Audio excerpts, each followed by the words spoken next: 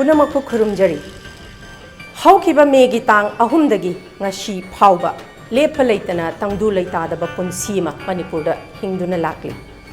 hiramasiga mari leinana Elite TV na akhannana khudol tamjari voice of the people. Sir, we are from national media. If you can explain, sir, that day on 3rd May, Section 144 was imposed. Then also the peace really become violent. How it can be? Do you think it's a state intelligence as well as the central intelligence failure as well? No, you see,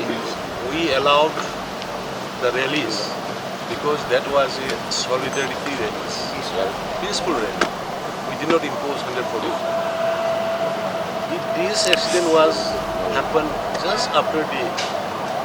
rallies. So that's why I told you, investigation will be done. Thank you. Sir, one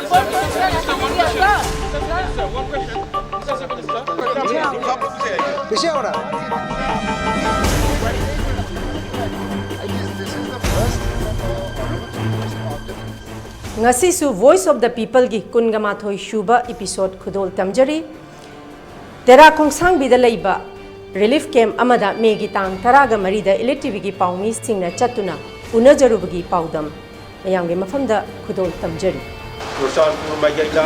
simi singi oiba adi kuki singi oiba asoba rally ma pangto I rally sida makoina kamakhiba hu mayam se meeting je loirakpaga kadaida ahanba pokhairakpage haibabu torbung di mathakta leba matayang hariba sida I hana aurei rally sida yaruba hariba meeting da kamakpa hu sina maram oiraga aikhogi lamdam asidagi ising loba chatkhiba mi sida hana ma ba horei gari mai thadore mi khore kina tina moi tin hore aduga gari ngasi ba bolo thokri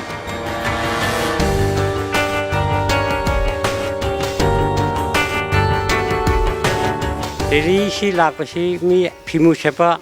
tidim road chawgro se park sana thungna lai mangoni lengba line si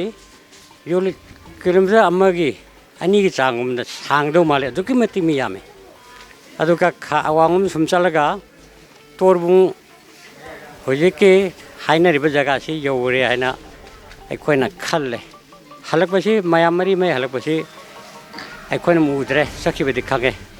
mare somda ko kapalawba haipet tare nungui makon tare ai khu kaba haipet lapna gore mamba hore matang hida ngalingide hobo ramane makoina somda awangumdegi torbung sidi how tabak se hauraga halakpase mamme khoi bangla se kha lamna bri sorokti mi mayam chatpase pimu serpa ngake waye ai khoi gi nupi nga ji yangambadagi he sa somda makhon tai ai huselo na phani adana mathang asmaro mai thokna de kibe man de palang phang chen chan khareba mai ge chalai khang de ge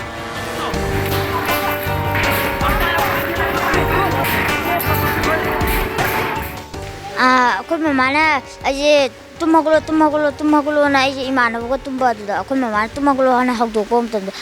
nongmai marudo tinda dongnang pai ko akhoi mana tum bakthau warga akhoi imana bai marakta nongmai muru tarakpa khulai ji loina pare moi di masam sagi sana bo khulai ji loi pai ba aduga moi ji thomjalakpa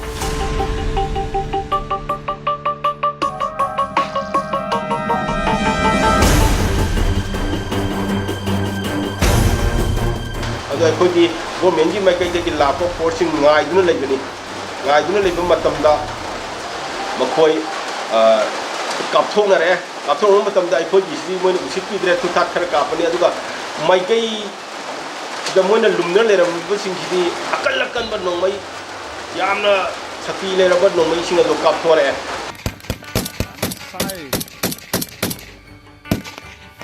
thawai hinga loine yum mai sakpa yum mai thaba loina yum mai sakhiba thagiba jingduna haji khoju leibam leitre haji leibam leitabdagi adum aphang phang sidra loi sa kallaga loire na khoi haji yum thadoga haji oi chelaga ke loina lihori ahan makhong soinai ba khot pasat ngam dabju yawi moju dum lei imungda siba yahau adagi yum mai sakpa da yawi ba dumai taraga dum akhoju dum hingnaba dum chele moju dum lihore dum siraga ai ngondagi chingna Zoom hingon adi akhoi pura sampati pura maksu pura loi hare aina yum sangba oirang hak le besai su kirektana खर थाइदोरक लेरे युमसी सोलोंदे थोहांगदोय मई wire केनोसी थदलमेना ममगदि मोइसु खिदंग केनोम खनगद्राय चिंगनरगा आई थाइदो लेरे लोले लोरबसिदगी एद सुमांगदा पोचै पुथोग मई थाबसि इनंग none उरेबा असै मसिर कुइलेबदि यारो आई सेन बहौरेबा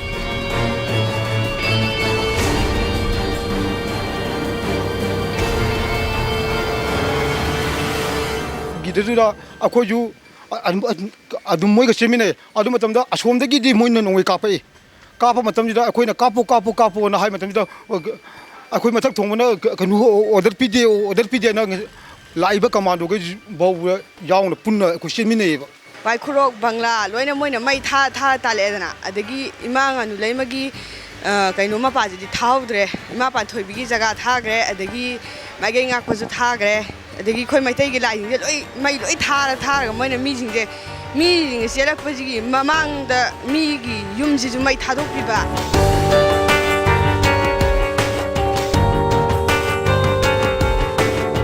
आई इसा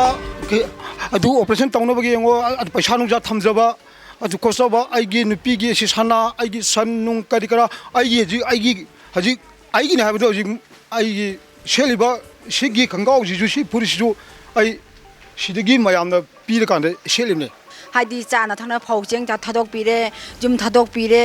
अदगी करी हाइनी लेबम जाम थादोक पीरे कराई कमाई हिंगनी चादब थादब इचासी अपिक बजे खोइ हिंगना होनबद चेनबद सिदोरे सेलगा मुसु चेनमम लेतदना यामना नाते चादब मिन चंगनिंग उदोम फम जै पाक्थरगा लोला लेरे फना कुइन लोले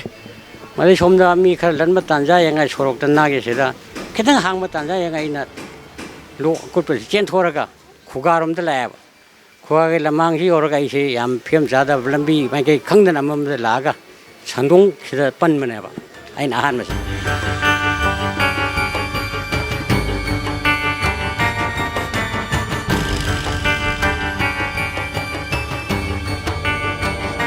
अदु मोइना पारिबा नोंगैदुबो ngसागी अंगांगी अचापोलाबा अदु मीना कापा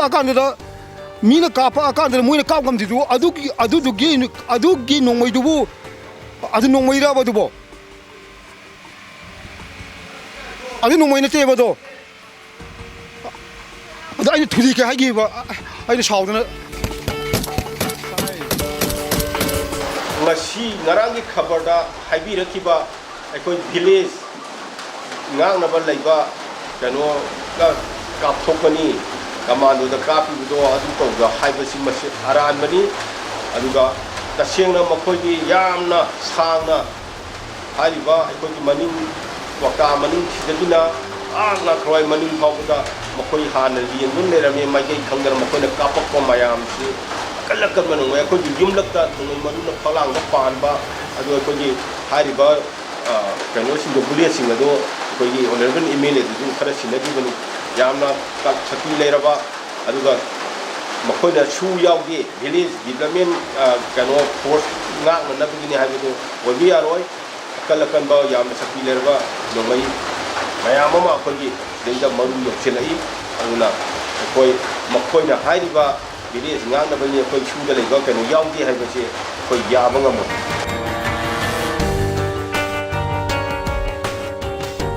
खोइ फौसकाई जगह लेबदो मोइ तोरबुंगदा युमी दोइना चेनागी बजिंगदो मोइगी जगह मै थारपदे खोइजे पुलिस स्टेशन दा चेंजलेबा पुलिस स्टेशन चेंजबदे पुलिस सिंगजिना मोइजे दोइना खोइजे पुलप मोइना पुलिस स्टेशन मनुंगजिदा थाम्मे मोइना थाम्बदो मोइना नोमैजे पकाद गामने असन हाउ सनी मुसे हुबसलागा दोइना कुकीजे दोइ हुबसले अदुगा कुकीजना मै थारगा नोमै कापगा तानारपजे अतै जिंगदुसु मोइजु तौबदो ngamde nomai marudo manga yankhai pibado bide amamda loina kakaida yankhai piba maru do moi manga de hena kap kanu na hai maru je moi kaino thoena order thoena manga de hena kap kanu na hai moi ju siele akhoi ju loi siele akhoi mayam wadana kanu lere station lere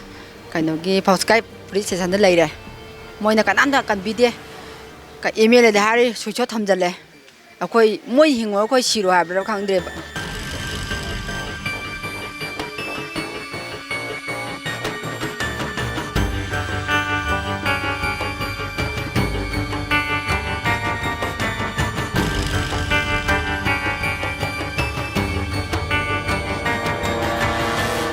ꯃꯅꯤꯄꯨꯔꯗꯒꯤꯗꯤ ꯅꯣꯡꯅꯤ ꯆꯣꯟꯊꯔꯒ ꯉꯔꯥꯡ ꯂꯥꯛꯑꯒ ꯁꯤꯗ ꯂꯩꯔꯤꯁꯦ ꯈꯨꯗꯣꯡꯊꯤꯕ ꯑꯗꯨꯛꯀꯤ ꯃꯇꯤꯛ ꯅꯪꯉꯦ ꯌꯨꯝꯒꯤ ꯄꯣꯠ ꯆꯩ ꯃꯥꯟ ꯆꯥꯡ ꯗꯔꯀꯥꯔ ꯑꯣꯏꯗ꯭ꯔꯦ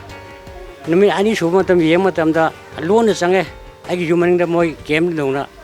ꯍꯥꯎꯁꯤꯡꯁꯦ ꯂꯩꯔꯦꯕ ꯃꯈꯣꯏꯅ ꯑꯩꯕꯨ ꯎꯗꯕꯅꯤ ꯑꯩꯅ ꯎꯕꯅ ꯍꯥꯟꯕꯅꯤ ꯑꯩꯅ ꯎꯗꯗꯅ ꯃꯣꯏ ꯎꯔꯝꯃꯗꯤ ꯑꯩꯁꯨ ꯐꯥꯕ ꯅꯠꯇ꯭ꯔ ꯁꯤꯕ ꯌꯥꯏꯑꯕ ꯑꯗꯨ ꯁꯤꯅ ꯌꯨꯝꯗ ꯍꯧꯖꯤꯛ ꯀꯦꯝꯐꯝ ꯍꯜꯂꯛꯈ꯭ꯔꯦ सा संजु मैंने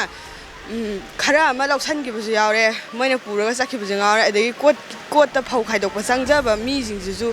मै फिरोम पुथोक पखा संग मीजिंगजु मैंने नोमैना कापगा हालगा थंबसु यावरे लोइना मी लोइ हातोगा खोइजु अदुगी मथंगदा मखोइना तौबसे अदुगी आइना चंगबदि नोंगामदगी फौ खाइदोक चगेना चंग मी फाग्रे जिक थिबा खंगदे मी अहुम अमदि थानि यालगा तालकपा सिहौद्रे माबुदि मोइरांगोमदा पुखतख्रे माबुदि अदुगा ट्रैक्टररोमदा पंगन मसा खरजु चंगबा मोइना मु नोमैना मखोंना कापगा तालकपा आई खरा लेहौरिबा कांगुदुसु मोइजु सिगनी हिंगनी हाइबगी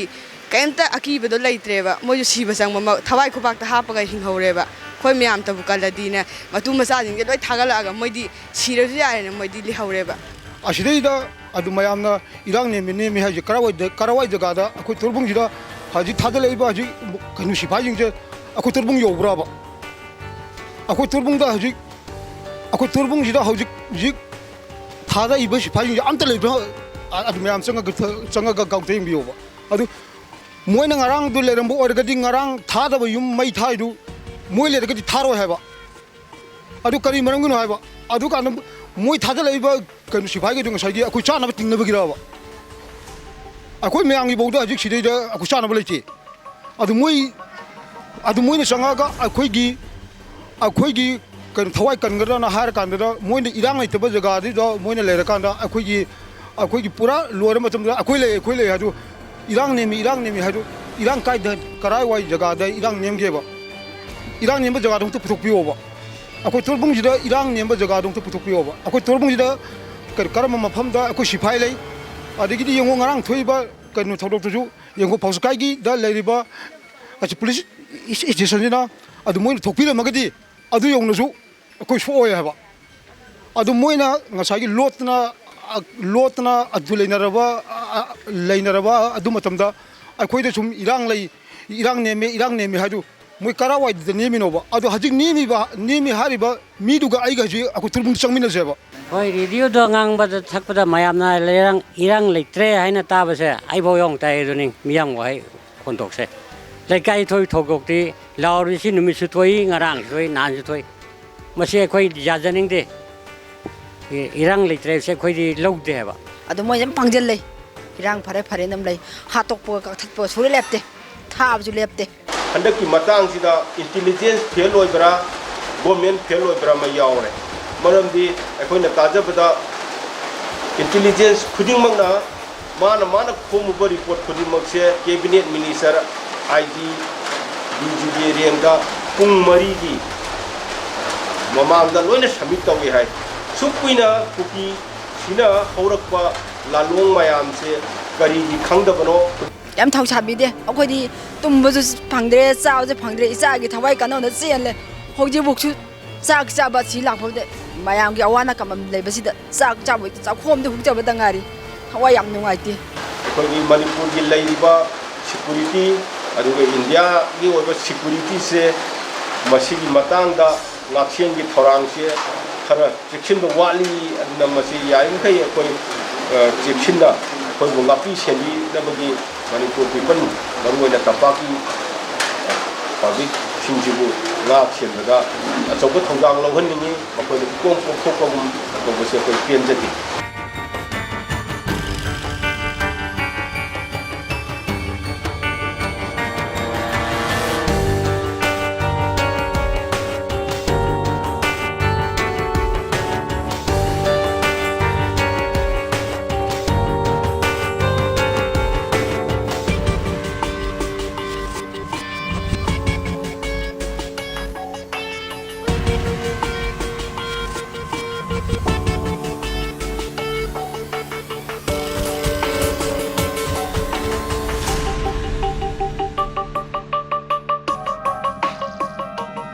ngasi koi kaboi yumena purang ba khajik te oi chu darkai ba nom ge daga oi ba kolam sinde kem asi tera kongsam bi da koi purak te bani masina punsi ki pen ge ne hai badi hai de adon dai kone pujari de cholan thomi raga masina yai phaba ama Manipur ge ama ga khena ba lei ba che masi che leihan da na ba wakhan de pote linge manaba ama de punsi nu sang himin ba hai ba ge wakhan lu de kai pujarak pani angan chi icha chiu sin che samboi de oi cho isa gi yom ne nungai de na sana ba do ngasi u da ba ge damak kaboi ama oina ai hati thamoi nu ne mimang ka thok laga kapungam da daraso thamoi ge yapna pi da dum lai geri ne chingol lam ma si da tangai phada ba polam sing khara de oi tho yo da ba khara lai kem khara ma do oi chachi adun phai de phare ha da ima ibe gi cha chu gi isen ije moro ma pa ma phom da ngasi lak teri bane masina khadik ta oi chu ta be rega punchi sang na hingba phangna ba hai ba wahai sida kaboi group na koi kaboi kun da hai ja ba ma koi pirak pa kolam sing ne masida koi na government da Manipur government da appeal to the ning ba di asigamba macha pocket da government chu uba phangda ba laikai ki manung na mapan da koi bazar mayon da na ta ba mayam se tari ba se ani makki government se asi yeng sin biu haina ai yeng ni wan le je ba makhai koi ujere masi se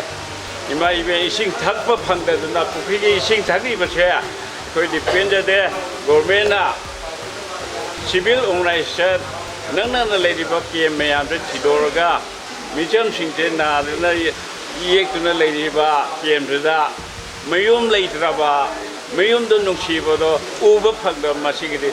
government da ai koi kabu yune na hawai hasang yauna appeal da veri ngata dim khoi gi makham da ji yobirga award apa yingbiyo medical aid PPO haibgi okhan de samjage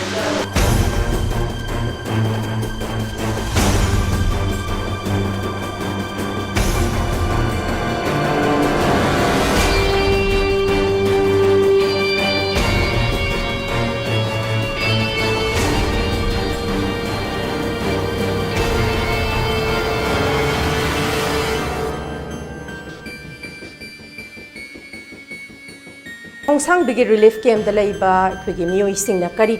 warol phongdok pire habadu khudol tamjagraba matungda ngasigi onadi kainanaba yathang neizari channel asimakta da pungfam asimakta da kanana kari hairi habadu mathangi episode ta mu khudol tamjage ngasigi onadi kainanaba yathang neizari